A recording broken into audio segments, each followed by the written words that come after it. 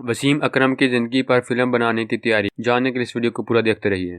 Pakistan cricket team के साबिक कप्तान और दुनिया क्रिकेट के लेजेंड खिलाड़ी वसीम अकरम की ज़िंदगी पर फिल्म बनाने का ऐलान कर दिया, जिसका पहला ट्रेलर जारी कर दिया गया। अगर आप भी क्रिकेट लवर हैं तो इस वीडियो के नीचे दिए गए इस लाल कलर के सब्सक्राइब बटन पर क्लिक करें और साथ मौजूद घंटी के निशान को भी क्लिक कर लें ताकि आपको क्रिकेट से जुड़ी हर खबर सबसे पहले मिलती रहे।